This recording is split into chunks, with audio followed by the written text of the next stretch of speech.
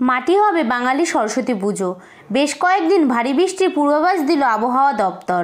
তো বন্ধুরা, এর সম্বন্ধে বিস্তারিত জানতে হলে আমাদের এই ভিডিওটিকে অবশ্যই শেষ পর্যন্ত দেখবেন এবং এই ধরনের লেটেস্ট ট্রেন্ডিং খবর পেতে হলে আমাদের এই চ্যানেলটিকে অবশ্যই সাবস্ক্রাইব করে পাশে ঘন্টির চিহ্নটিতে প্রেস করে দিয়ে সাথে থাকবেন। তো চলুন শুরু করা যাক। বৃহস্পতিবার সকাল থেকেই ঘন কুয়াশায় ঢেকেছিল শহর কলকাতার মুখ। ফের পশ্চিমী ঝঞ্ঝার দাপট বাংলায়। ইতিমধ্যেই বাংলা থেকে বিদায়ের পথে শীত। ধীরে ধীরে বাড়তে শুরু করেছে তাপমাত্রাও।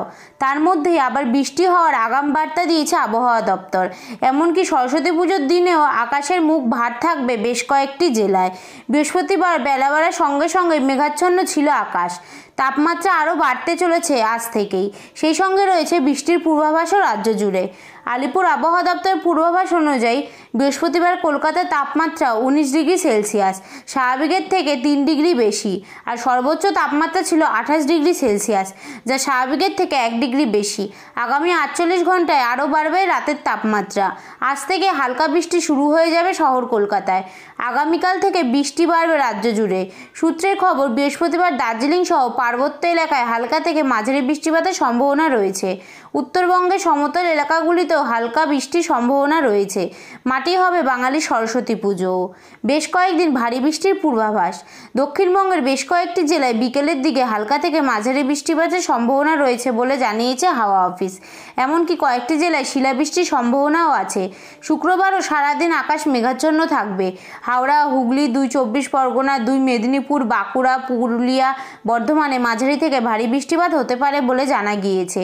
সরস্বতী পুজোর দিনও কলকাতায় বৃষ্টির সম্ভাবনা না থাকলেও বৃষ্টি হতে পারে দক্ষিণবঙ্গের বাকি জেলাগুলিতে। উত্তরবঙ্গের 5টি জেলা দার্জিলিং, কালিম্পং, আলিপুরদুয়ার, কোচবিহার, জলপাইগুড়িতে হালকা বৃষ্টি হবে। এর মধ্যে দার্জিলিং এবং কালিম্পংয়ে শিলাবৃষ্টি হতে পারে বলেও জানিয়েছে হাওয়া অফিস। শুক্রবার 4 ফেব্রুয়ারি উত্তরবঙ্গের জেলাগুলিতে বৃষ্টির পরিমাণ বাড়বে।